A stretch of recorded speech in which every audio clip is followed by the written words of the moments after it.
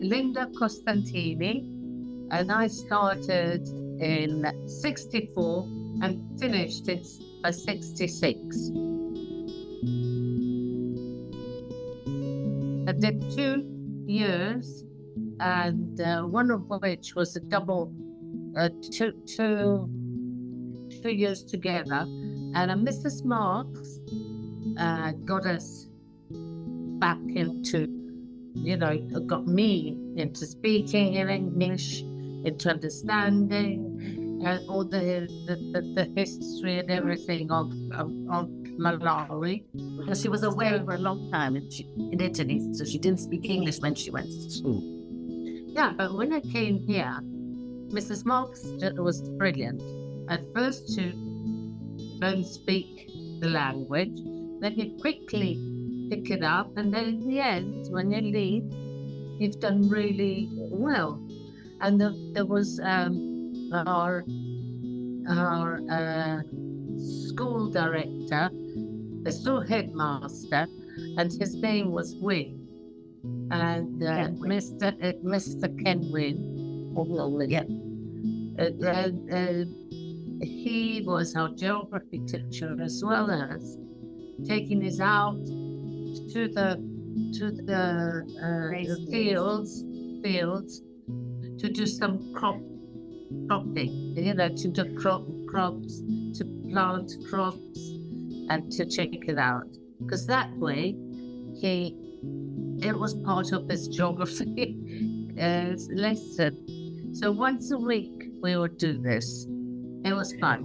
And then I did do quite well in the end, and I left because there was nothing else for me in Bishop Mackenzie, because the school ended at standard 5.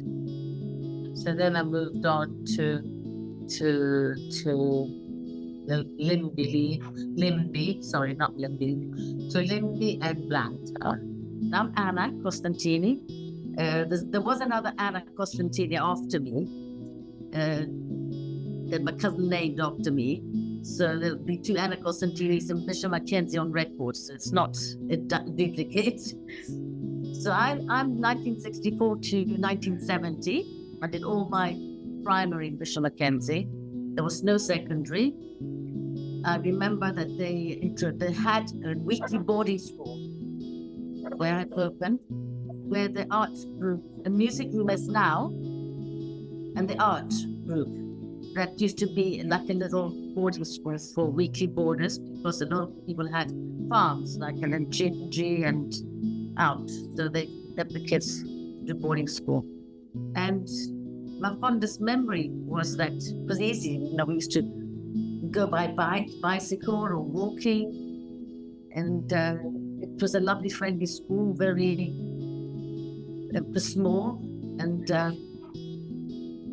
Ken Wynne was our headmaster. And where the reception is now, the primary reception, that used to be the hall. And then on your left you had the headmaster's office, and on your right you had the secretary. But that was the main hall. And we all used to line up in that little square in front with a big bell ringing in front of the hall outside. That's what I remember. And then we played rounders, a lot of rounders. The pool was still there. The small pool was there. And what else do I remember? I remember our dog that used to walk down from our house, and we still live in the same house, Livingston Road. From our house, walk down, open the door to standard 5, and walk in and sit down next to us. And it was all allowed to those days. And then my 3 children, Chiara, because she graduated in 2013. And so my 3 children, my eldest son was in 1987, 2002. Mickey was 93 to 2008, and Chiara 98 to 2013. When Francesco was at school, they were introducing secondary, so that he was moving on. We were opening another secondary class, so he was one behind. So it was one behind, so they're moving on. And then they introduced this IB, which was fantastic. He was the second person in IB. It was another class before him. So he was second, lot of students doing IB in the short. Well, I've only got one son, and he started at 1996, right through to 2010, to the end of the IB. I had forgotten about this, but apparently I started there in 1962 for 1 year. And then my parents took me out and put me in an Italian school for a couple of years. And then they had a change of mind and brought me back to Bishop Mackenzie in 1964, by which time I had forgotten how to speak English, let alone to Chewa. Because I could speak a bit of both at the time, but when I came back at that young age, 2 years, it was a long time, and I forgot everything. So I joined the school, unable to speak English, with an Italian name, and it was interesting. But we had a wonderful teacher, Mrs. Marjorie Marks, who was scary. She was fierce. If you did not do as you were told, she would go around with a ruler and whack you over the fingers, so you would behave next time. But I will never, ever forget, and I will be forever grateful. She took my brother and I aside after school every day for pronunciation lessons. And she'd sit us there, just the three of us, my brother Ramo and Mrs. Mark and myself. And she used to smoke these light, non-filter cigarettes and blow smoke all over our faces as she told us how to pronounce words like although and something properly, which we weren't able to do at the time. But she did a bloody good job, and most people now would have a hard time thinking I'm not English. So thank you, Mrs. Monk. Despite all the wax over the fingers, she was feared but respected and well loved, and she lived in Sharp Avenue, back in the long way, in a beautiful old colonial house. The headmaster at the time was a guy called Ken Wynn, who was a really, really nice guy, as Linda and Anna will testify. And he eventually taught me, because he taught Standard 5 and 6, I believe.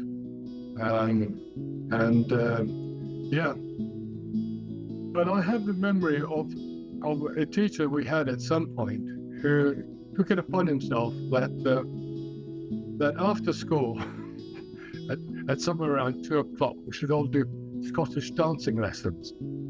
Yes, I remember that. And we would be going into the hall and practice Scottish dancing. And I mean, really, we had zero interest in Scottish dancing, but there you go, we had to do this. And it was a very small school, as Anna said. There weren't that many pupils, and I have to say, I think almost all of them were white. A few Indians and a handful of Malawians. But that was it. And I had a hard time at the beginning. I've got some very terrible reports at the beginning, but they got slightly better as I got older and learned my English better. But but I have good memories of Bishop Mackenzie. And the other thing that I don't know whether Linda remembers is they used to take us on outings to Kasungu Game Reserve every so often, which we thoroughly enjoyed. And that was a part of the school outing. Yeah. And it was a good preparation for my next school, which was St. Andrews in Blantyre in 1968. I think that covers pretty much what I remember. If you have any specific questions, feel free. Yeah. There were a few Portuguese. But primarily it was English and a few South Africans, but mostly English-speaking people. we had a bit. I have to say, it was a little bit tough at the beginning, not being able. And you know what kids are like. They like to tease and a bit of bullying. a bit of bullying, but it's par for the course, and you just put up with it, and sooner rather than later, they learn to actually respect you, and that nonsense goes away on its own. And after a short while, we were equals, at least equals, So that business of English Italian. I mean, there was a lot of teasing, of course, and it went both ways, but it was all light-hearted, and nothing more than that. It was just a bit of leg pulling and teasing. Yeah. Do you remember the class names, Tom?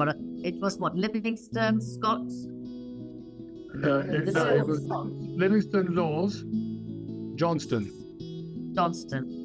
Yeah. In fact, it used to be Laws and Johnston to start with, and then Livingston came later because these are sports the houses for the sport. houses. So it used to be Laws and Johnston to start with, and then later, as the school grew, they added Livingston. I'll tell you a funny story. My brother and I, Raymond, were very good athletes. We used to win all our races, and they used to give us these little cups that we used to bring home and show them off. And Anna was very jealous of this, and she wanted her photograph taken. So she borrowed or stole one of our cups. I don't remember that. Were you making that up? I've got a photograph of you holding this cup, but you did not win. I think it was Raymond's actually. Well, I think it is probably. He still got one. We don't know where they put it, but he still got his cup. Yeah. So Anna was about a foot shorter than everybody else. So bless her, she didn't stand a chance. No, I wasn't, 40 at all. I'll read you the last one, okay? If you want to see first class results, good work throughout the term, very good, excellent. The result of hard work and conscientious revision, first in class. How's about that? But let me go back to the beginning, okay? Hang on. Romulo is an intelligent boy, but very lazy about schoolwork. He's always the last in the exercises, and he wastes a great deal of time playing with pens, compasses, and rulers. He has a rather poor grasp of this year's work, his mistakes being more frequent and some requiring prolonged concentration. This is where I started, and that's where I ended. I don't think I have any sad memories. They were probably at the beginning when I was struggling with the English. It was all a bit tough, but that soon went into the past, and we moved on.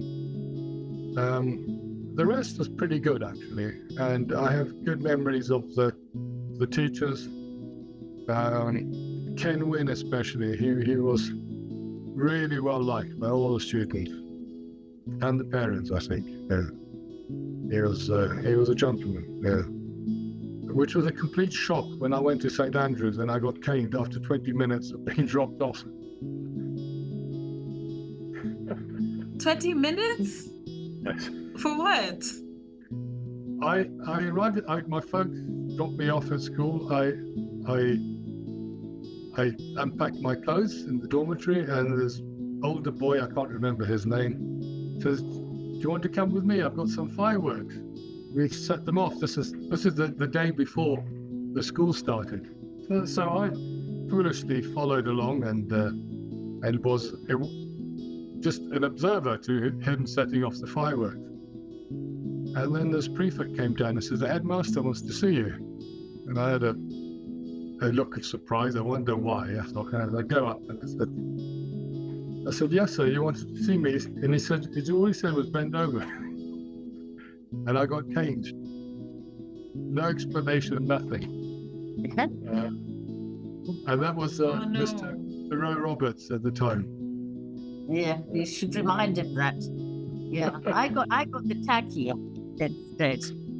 The ladies, the girls this is in Bishop Mackenzie. I had to learn my times tables, and blow me. Still now, they just go in one ear, come out the other. I used to sit near the kitchen where my mum used to just do her sewing, and used to go through those timetables. Come the morning, go there, I'd forgotten them. I couldn't remember times table. So one day I had to go to the headmaster. I had to bend down, and they gave me the tacky. Just a tacky. Really lovely memories. Before Malawi got independent.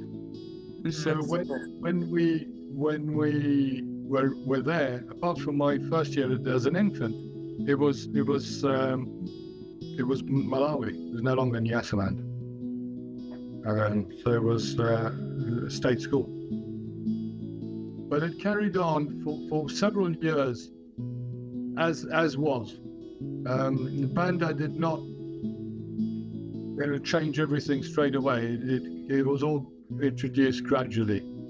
So for several years, things carried on as before.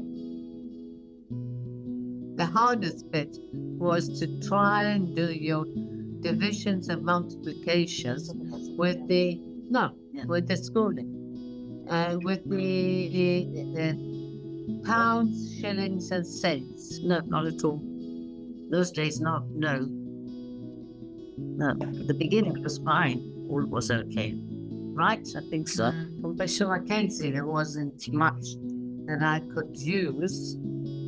But afterwards, I went to St. Andrews to carry on with secondary school. That taught me quite a bit more. And then, we all got our own jobs. And that's how it worked. None of us did actually go, most of us didn't go to university in those days. Not many people did. It wasn't really necessary because you just found jobs quite easily. And I went from St. Andrews, I went to Arundel, then I went to St. George's to do my A-levels in Italy. And then I went to St. George's. St. George's was a boys' school.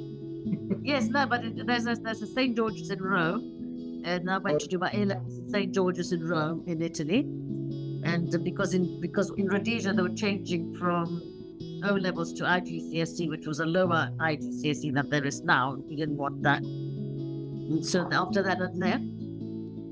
I went to do my A-levels in Rome, and then I got a job, got married, and then I decided I missed Malawi and I wanted to come back. So working where my dad's company with Romolo, my dad and my dad did a business, and so we divided the companies, and here we are. So basically, to answer your question, I think, as a first step, we're very grateful to Bishop Mackenzie. We had a wonderful primary education. It was good education, and it was happy education. We then went to Andrews. We did O-levels there. After that, we all went to what was then Rhodesia at the time. I think Linda and Anna Arundel School. I went to St. George's Catholic School, did my A-levels there. And then after that, Linda and I both started university, but I backed up because my dad was very old and we needed to come back and help out in the family business, as did Linda. So that kind of put a stop to our sort of higher education. But it hasn't held us back. I'll tell you a really funny story, Alinafa. I was a terrible getter up in the morning. We used to wait to the last minute to get out of bed. And which meant that I used to have my breakfast walking to school in the morning along Livingston Road from where we lived down to Bishop Mackenzie, and the cook used to come down following me, and I had my bowl of cereal, and he used to follow me down to the school and bring back the bowl of cereal.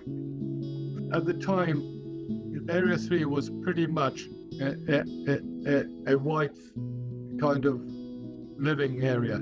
There was no capital city. There was no Area 9.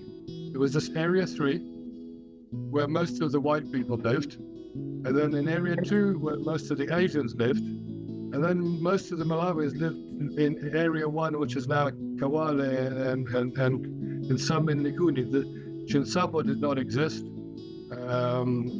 None of the capital had been developed.